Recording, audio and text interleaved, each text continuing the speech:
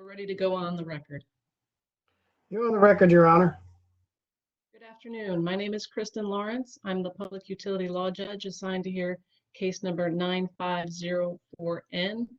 It is captioned in the matter of the continuing investigation of the electric purchase power cost adjustment charges of Southern Maryland Electric Cooperative, Inc. We'll start today's hearing with appearances. I'd like to start with the company, please. Good afternoon, Judge Lawrence. This is Mark McDougall, on behalf of Southern Maryland Electric Cooperative. Mark, you're going to have to speak up today because I'm not really picking you up well. Get close to the microphone, please. All right, how is that? Much better. Could you introduce yourself again, please? Yes, this is Mark McDougall on behalf of Southern Maryland Electric Cooperative. And OPC. This is Gary L. Alexander on behalf of the Maryland Office of People's Counsel. Good morning, Your Honor. Good afternoon. After And staff. Good afternoon, Your Honor. Annette Garofalo on behalf of Commission staff. Mr. McDougall, would you like to start with any exhibits you might have? Yes, Your Honor. I have a couple of preliminary matters. The first one is that I wanted to note for your benefit and those in the other counsel in the room that SMECO filed its certificates of publication this past Tuesday, April 21st, mail log number 229852. They were. I believe that's in the docket. I'm sorry? It did get filed in the docket. Great, thank you. The other matter is that each of the attorneys of record have agreed to stipulate to the testimonies of all the witnesses. They would be the testimonies of staff witness Yulia Poboreski, staff witness Paige Shaw, SMECO witness Eugene Bradford, and SMECO witness Samantha May.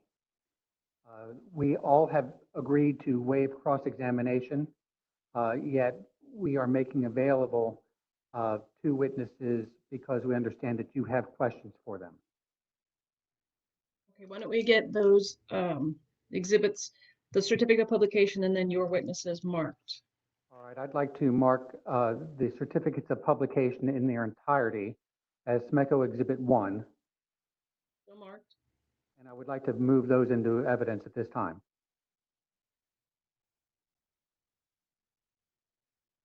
Seeing no objection or hearing no objection, those will be admitted into the record as Exhibit 1. Thank you, Your Honor. I also would like to mark Mr. Eugene Bradford's testimony. It is entitled "The Prepared Direct Testimony of Eugene W. Bradford on behalf of Southern Maryland Electric Cooperative, Inc." dated February 28, 2020 in this docket. I'd like to mark his testimony as SMECO Exhibit 2. He has two attachments to his testimony, both of which are confidential. And so I would like to mark those separately. Attachment 1 as SMECO Exhibit 3C, and attachment 2 2C? as SMECO Exhibit 4C, C standing for confidential. Okay, if we maintained the way this was treated in the past, I believe we just put those two exhibits together as Exhibit 2C. I'm happy to do that. So, well, I guess it would be Exhibit 3C. Because Mark, you're still going to have to speak up. You're not close enough to the microphone. When you're using the virtual, it tends to lose a lot of sound, and I'm sure a lot of people cannot hear you. all right, I've got the microphone right up to my lips. That's what I need. And also, I need the spelling of Eugene and his last name. Yes, Eugene is E-U-G-E-N-E.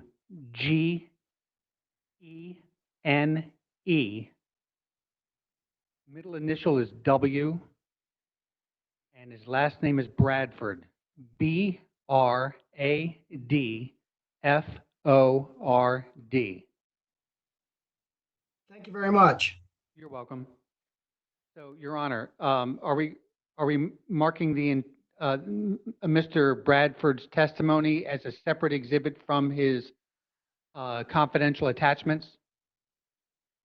Yes, you can mark it however you wish. I just want to let you know, in the last case, the way it was marked was his testimony was an exhibit, and then the confidential version of his testimony with the two exhibits was just the same exhibit number with a C after to denote the confidentiality. And all right, then I would like to mark his public testimony and his public testimony as SMECO Exhibit 2, his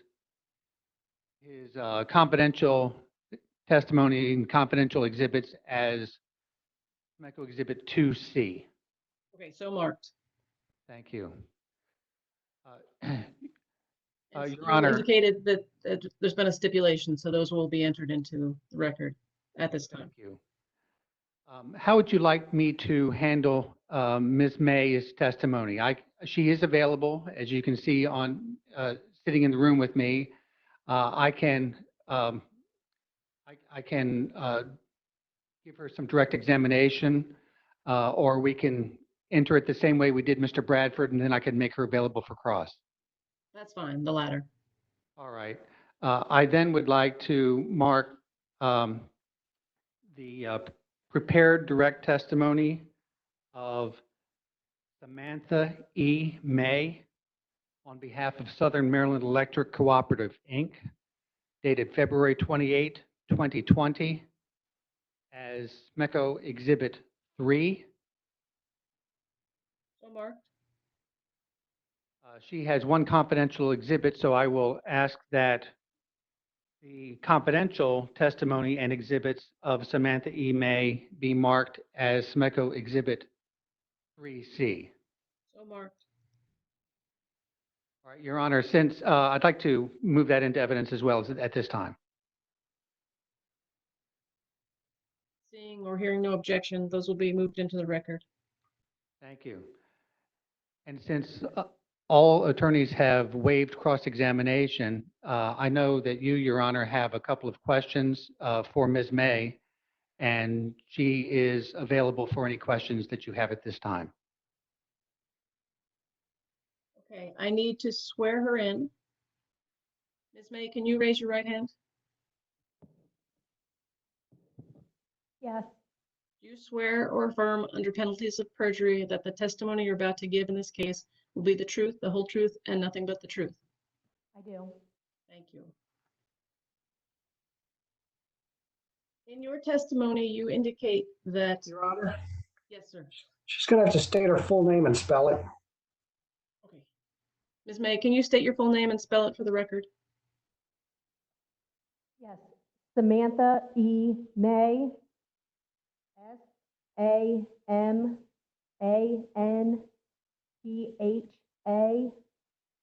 middle initial E, last name May, M-A-Y. Thank you. In your testimony, you indicated that SMECO's service territory consists of approximately 10,348 miles of energized lines. Do you recall that testimony? Yes, Your Honor.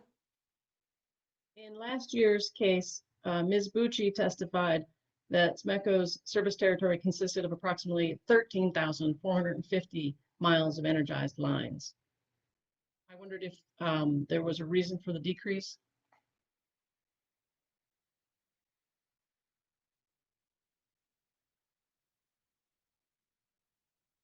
Your Honor, if I may, my understanding is that last year, it's possible that with SMECO had lines that had overbuild, they had transmission overbuild and distribution line underbuild on the same set of poles. They counted the transmission lines as 1 mile, a line of transmission line as 1 mile, and a transmission line, I mean, a distribution line as another mile. I believe that SMECO changed its policy and it's now counting that as just 1 mile. That might serve to be the difference between the 2 years. Okay. Is that Ms. May doesn't know about that change in policy?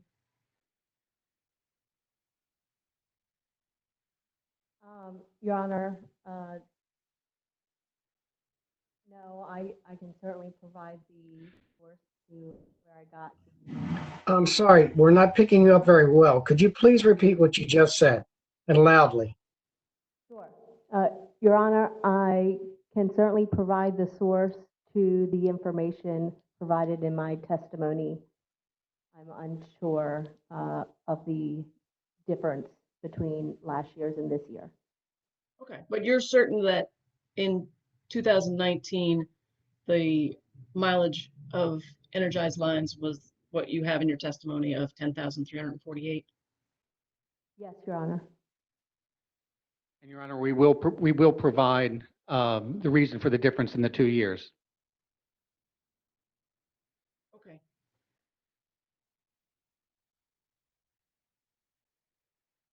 Ms. May, did you sponsor SMECO's response to staff data request 2-2?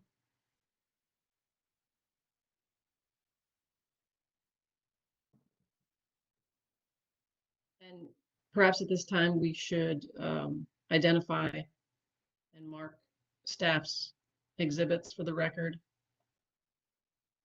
Mr. McDougall, you received a copy of what Ms. Garofalo circulated. I'm sorry, Your Honor. What was your question? Ms. Garofalo circulated 2 exhibits Yes. in the past week. Yes, You received that? I did. Okay.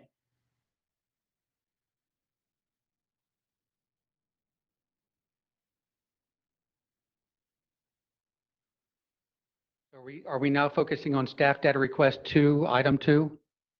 Yes. I was going to pull it up in case anyone needs to see it.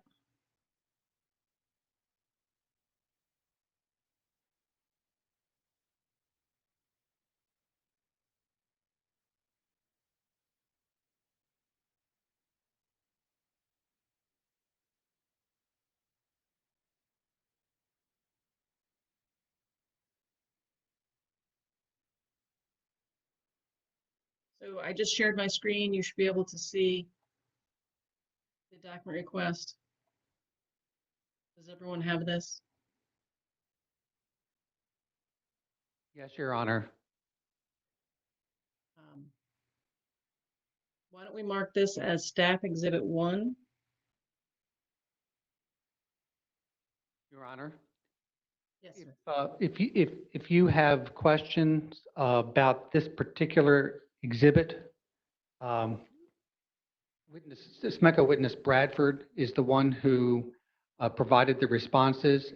He happens to be here today, and so I could make him available for your questions if you would like.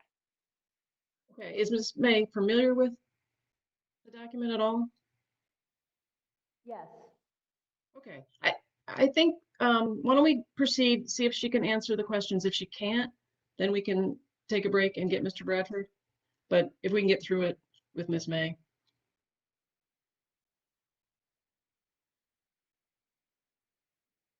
So I understand, Ms. May, you didn't sponsor it, but are you able to explain in staff data request 2-2 the response, the 2 column headings, the 2 different PJM charge codes?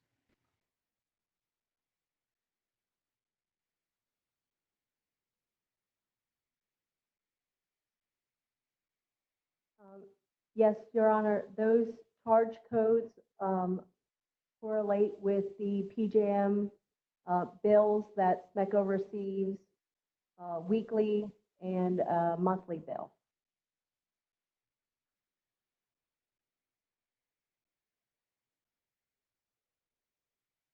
Did you say, I couldn't hear her, Your Honor. okay, could you repeat that perhaps a little louder? Yes. The 2 column headings correlate with our PJM bill. Do you know the difference between the transmission enhancement charge adjustments and the current recovery charge?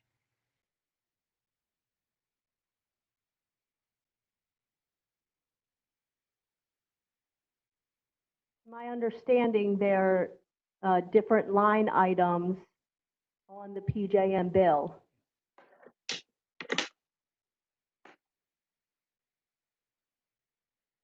Your Honor, Yes. Mr. Bradford is in this room, and if you need further clarification, I can make him available. Okay, why don't we do that? Is he physically in He's that? right here. Okay, I don't see him yet, but, He's been hiding. okay.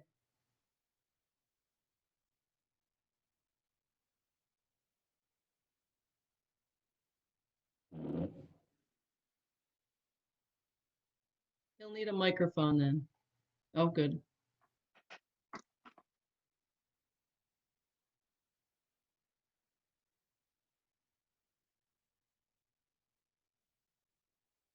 Am I audible? You are. And Mr. Bradford, Your Honor. can you please raise your right hand? Do you swear or affirm under the penalties of perjury that the testimony you're about to give will be the truth, the whole truth, and nothing but the truth? I do.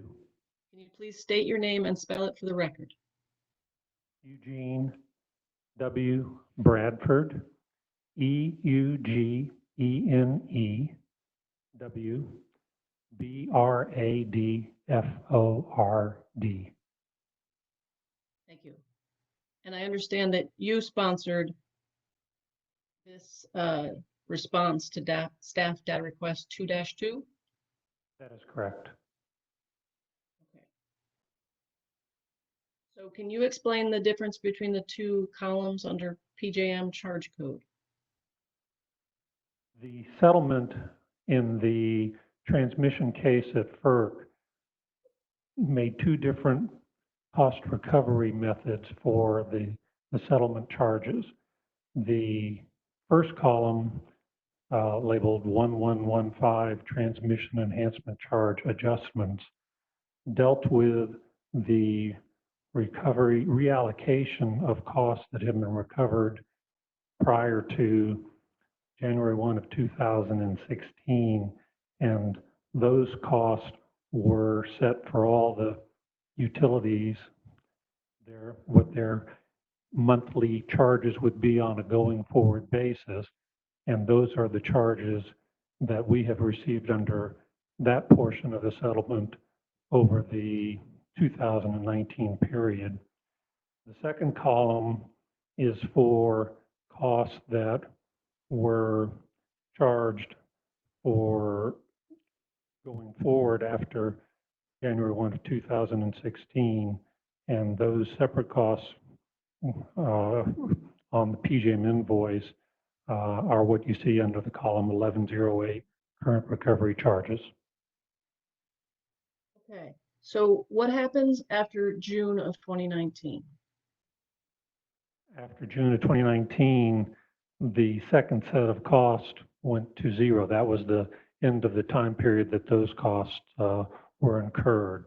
The transmission enhancement charge adjustments on the first column continue to be charged per the settlement and will continue going as a monthly charge going forward through the end of 2025.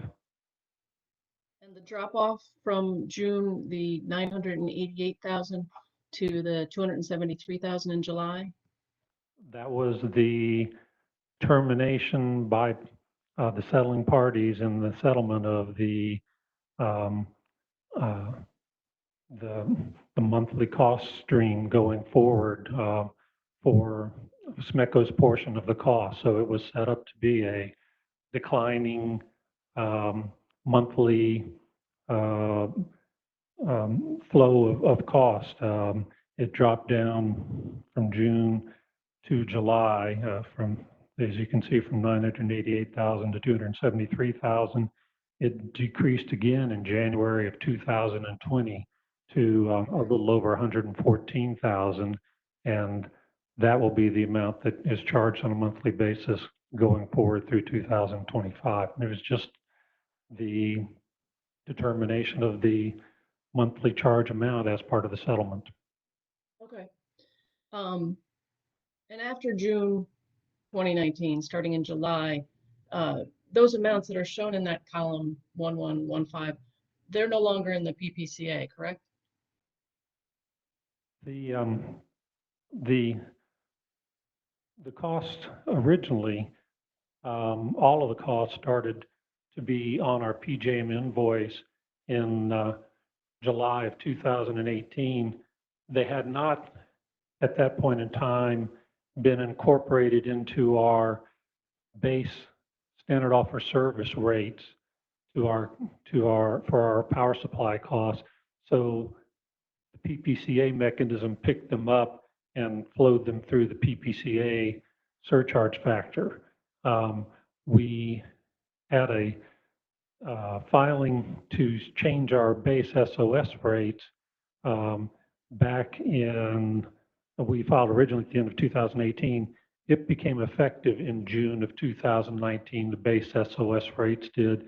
And at that point, it did include, as part of the calculation, the transmission charges. So they have been picked up in the base SOS rates starting in June of 2019 and are flowed through there. The That's full correct. amount shown in that column, correct? Yes. Okay. Did you also sponsor the response to 2-4?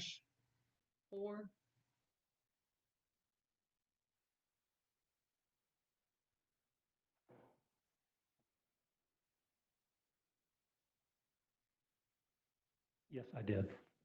Okay, so at the end of that response, it says that the PPCA factors act as a true-up mechanism on the recovery of the total cost of power supply, including the FERC settlement costs. Can you tell me, is it because of the month lag between the PJM invoice, or how is that operating? It operates, the PPCA operates as a true-up mechanism for our total power supply cost on an ongoing basis. So I'm just speaking of with respect to the FERC settlement charge portion of it, how is there a true-up needed for that? the recovery of the power supply cost through the SOS rates is based upon the actual amount of the power supply costs that were being billed. It is also includes what our projections are of what our sales are going to be to our retail customers, so that anytime the actual sales vary from the projected sales, there's going to be a little bit of an over recovery or under recovery of costs, and those over under recoveries then go into the PPCA factor calculation. But I didn't understand there to be that the transmission enhancement charge was related to sales. It is not, but the recovery through our retail customers and our retail rates is a per kilowatt hour charge. So the recovery part does The get transmission, okay, impacted by that. okay.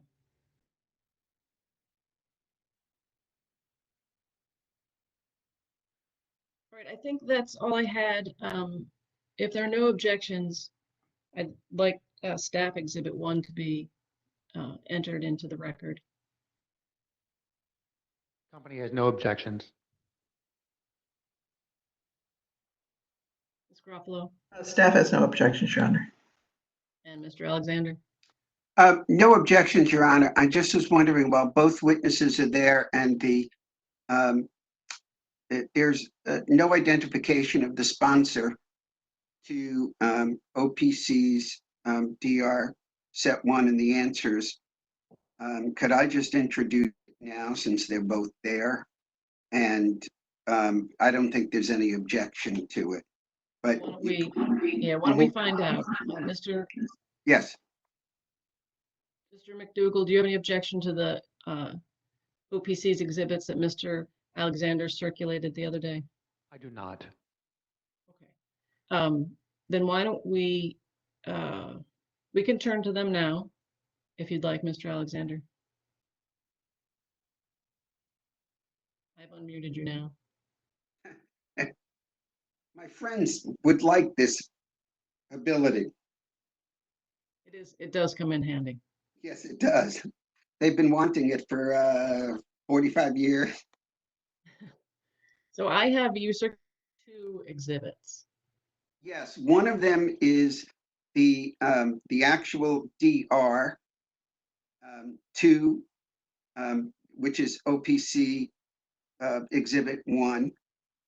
And the other is the responses by SMECO to OPC Exhibit 1, and that should be marked as OPC Exhibit 2, if you don't mind. And the reason that I've separated them is because one question, the preamble, is very long, and understandably, to save trees, SMECO didn't copy the whole preamble, but the preamble is important because it is actually related to your questions in staff DR 2-2 and 2-4, which is the chain of how the FERC case went. And so just so nobody has to redo this, the research that went into finding 1-to-1-to-1-to-1, I just would like the whole preamble as OPC Exhibit 1, and then OPC Exhibit 2 is just the responses. Okay, those will be listed as such. I already understand that Mr. McDougall has no objection. Ms. Garofalo, I've unmuted you. Do you have any objection? No objection, Your Honor. Okay, so OPC Exhibits 1 and 2 will be entered into the record.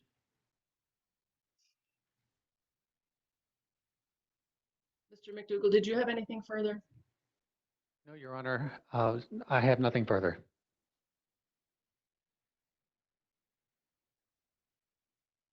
Ms. Garofalo.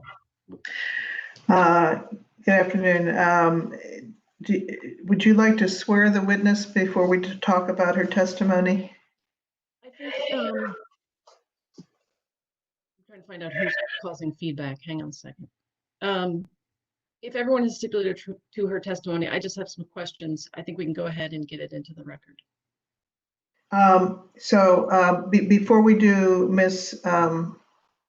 Poboreski, staff had a second witness, Paige Shaw, who filed direct testimony, a proprietary and a public version. And we'd ask that the public version, which is dated March 31, and consists of a cover, table of contents, and 9 pages of text, be admitted into evidence as it would be Staff Exhibit 2. And the proprietary version be admitted as Staff 2C. Those will be admitted as I'm sorry, I'm losing everybody here. We've got, no, we have too much echo. Move back. So I just introduced Exhibit 2 and 2C, the direct testimony and exhibit of Paige Shaw, filed March 31, 2020. They're identical except that the 2C has confidential information, which is not contained in 2. Ms. Garofalo, can you please spell Paige Shaw's name for me? Sure. Paige Shaw, SHAW. Thank you. And next, Annette, can you hold on one second? Am I the only one who's having trouble with like a lot of static all of a sudden in the sound, or is it just me? If I mute everyone except for the person who's speaking, that takes care of it. But it would seem as though as soon as more than one person is unmuted, there's some feedback. So I'm trying to keep up with my muting and unmuting. Is that any better? Mr. Alexander, you still getting feedback? No. Okay. No.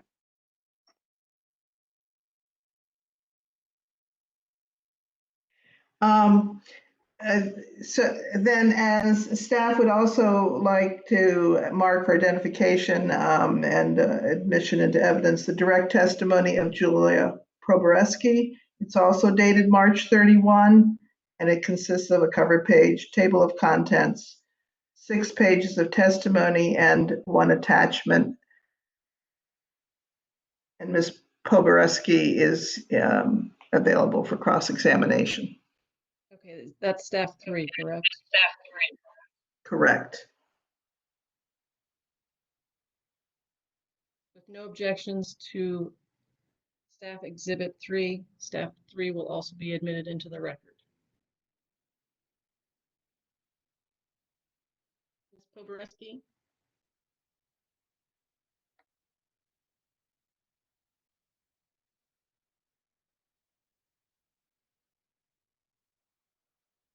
I'm here, Your Honor. Oh, good. There you are. Now I can see you. Can you please raise your right hand? Do you swear or affirm under penalties of perjury that the testimony you're about to give in this case will be the truth, the whole truth, and nothing but the truth? I do. And can you, Doug, do you need her to state her name again for the record? Yes. Please state your name for the record and spell it. My name is Yulia Pavresky. The last name spelled Pobersky, and my first name is Yulia.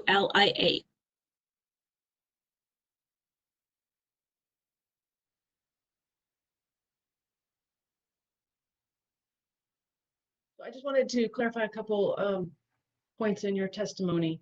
At page 5, you talked about the FERC settlement charges that we were just discussing, and you indicated that PGM reserves the right to extend billing the second component through December 2025. Are you aware that, in fact, they do intend to continue billing, as Mr. Bradford testified, through 2025? Yes.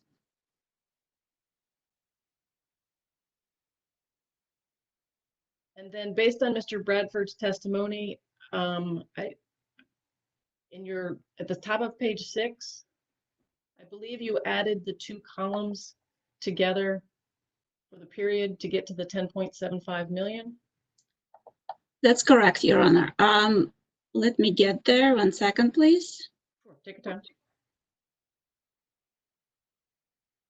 My number of 10 million includes the 7.6 million in column 1 and 3.1 million in column 2. The total of those are listed as the total charges that went through PPCA in 2019 for the settlement, for the FERC settlement costs.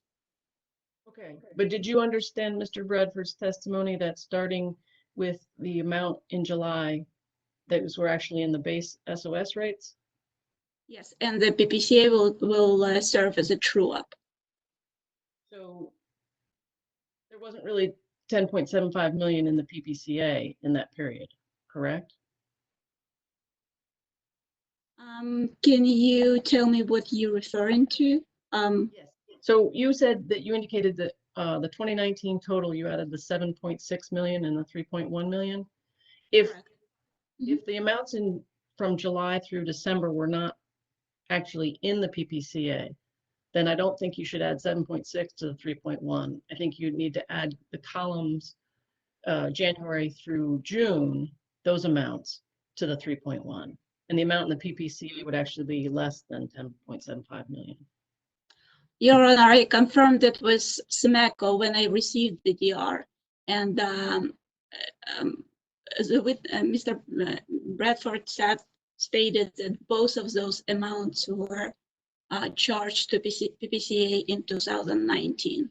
So we do need to add both columns through December. Well, I guess I'm concerned. I can't imagine there's a double counting in both the base SOS rates and through the PPCA. So I'm not sure where the discrepancy lies. Only portion of that represented in the second column has stopped for PPCA charges, and the rest of it is still in PPCA. Did you hear Mr. Bradford's testimony? Yes. I thought what he said was the amount in the second column went to zero because pursuant to the settlement itself. And then the amount in the first column pursuant to the settlement was reduced from the 988 to the 273, but that it continued, but also at the same time, they, I think, sought relief from the commission to put those amounts, the 273,000, into the base SOS rates. So they shouldn't be in the PPCA after June. Again, when I received the response and I confirmed with SMECO's witness, he did state that both amounts are included through December, and one gets discontinued.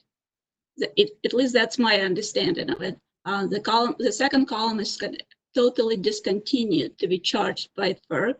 So that portion of the settlement ended, and the total costs, everything other that is related to the settlement, will be continued, but will be continued through the SOS rates.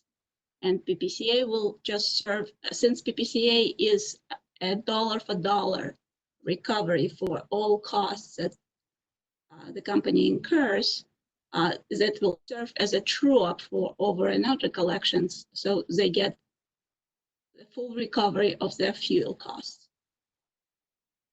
Okay. That's your interpretation just from this response, staff exhibit 1, or from anything else? Again, I confirmed through the email when I received that.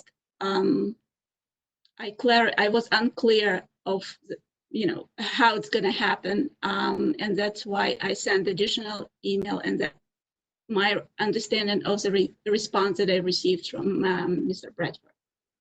Okay. And Mr. Bradford's still in the room, I believe, so I can go back and clarify with him, because now, and perhaps it's me, but I think I'm now confused based on his testimony. See if I had any other questions.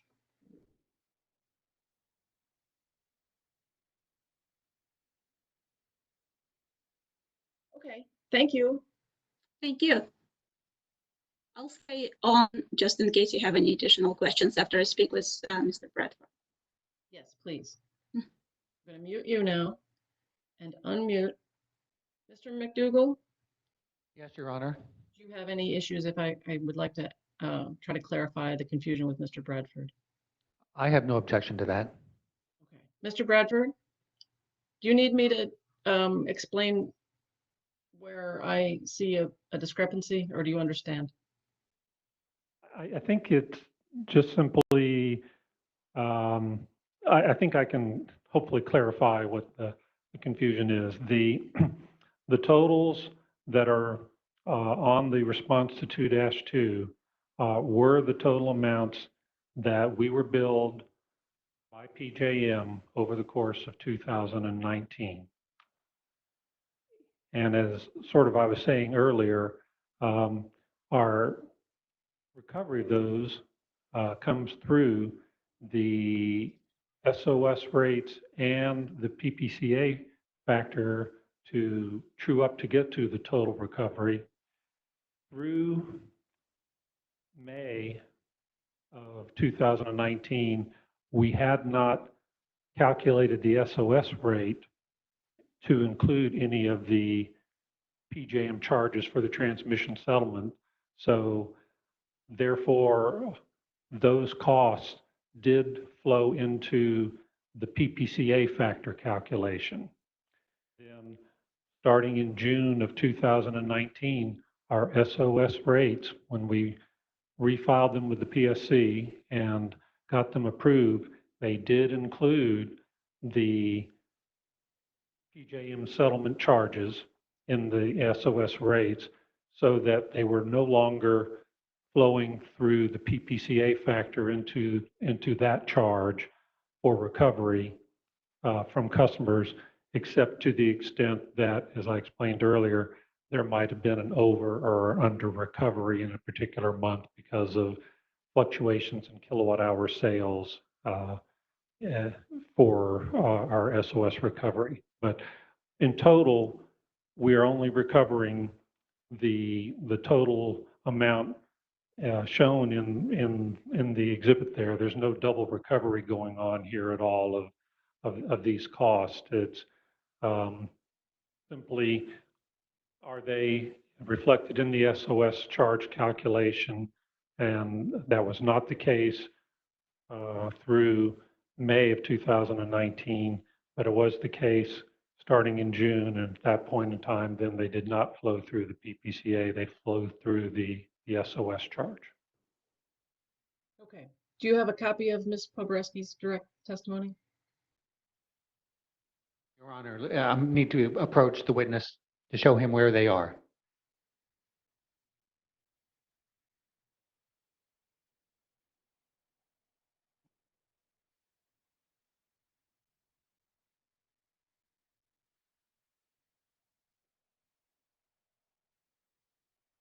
Yes, Your Honor. At the top of page 6.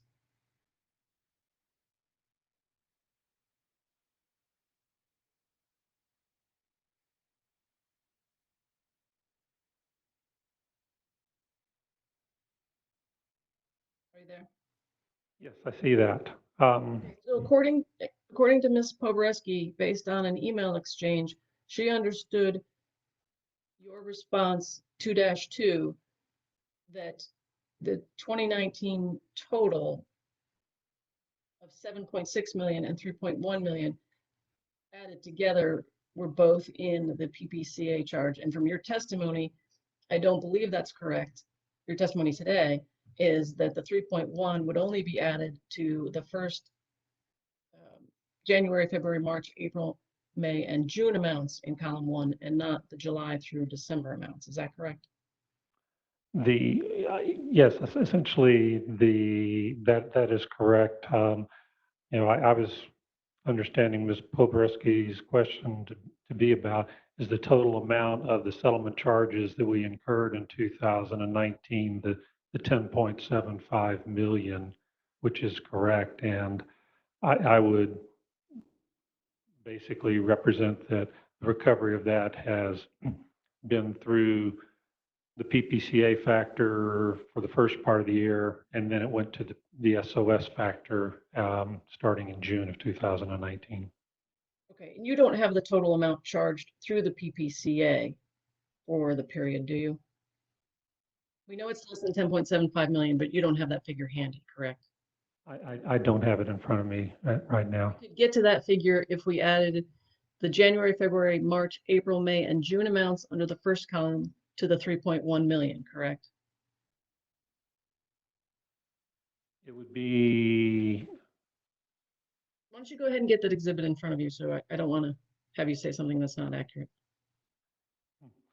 The amounts that were reflected in the PPCA would have been the amounts from January through May of 2019. So the totals of the two columns for January through May would be the amounts for what went through the PPCA, and then the amounts from June through December, which is when the base SOS rate, new base SOS rate became effective in June of 2019. Those amounts starting in June through December would be the amounts that went through the base SOS. Okay.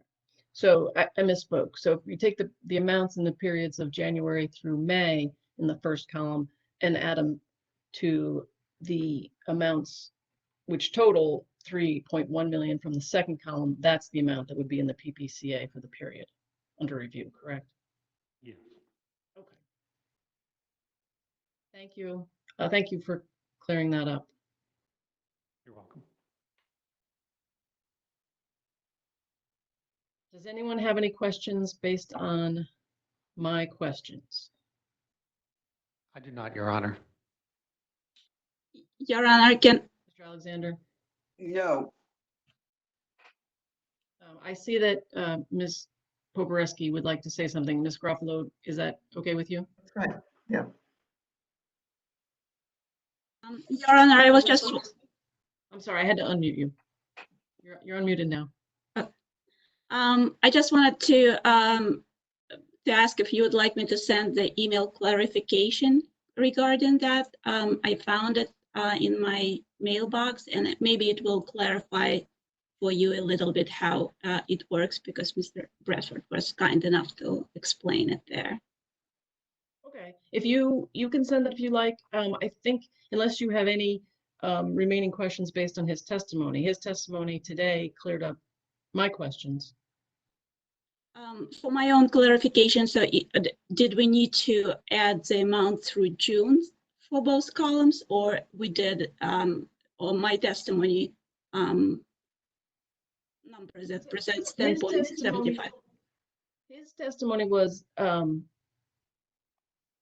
the 10.75 million is not correct, because it should only be the 3.1 from the second column added to the periods of January through May in the first column.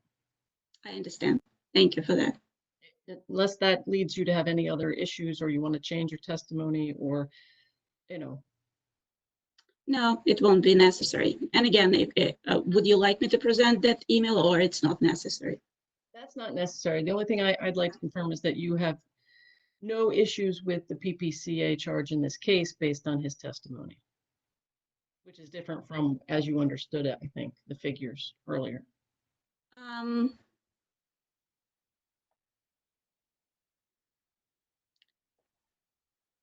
My question specifically asked for the amounts recovered through PPCA, and the response I received was that 10.75 million is the amount that I received, that it was flowed through PPCA. So I guess with that change of Mr. Bradford's testimony, I have no further question. I just wanted to clarify my understanding of that from the communication. Okay, but your conclusion was that the company had calculated its PPCA in accordance with its approved tariff and in compliance with the settlement agreement in case number 8985. Is that still your testimony? Yes. Yeah, so long as you have no problem with the amounts are being approved in this case, based on his change in testimony or his change in explanation, then I don't need anything further from you. Sounds good. No changes. Thank you. Ms. Garofalo, anything further? Yes, Your Honor. This is minor in the greater scheme of things, but Ms. Poborowski's testimony, Staff Exhibit 3, on page 2, there is a correction. Footnote 1 should refer to SMECO's witness May,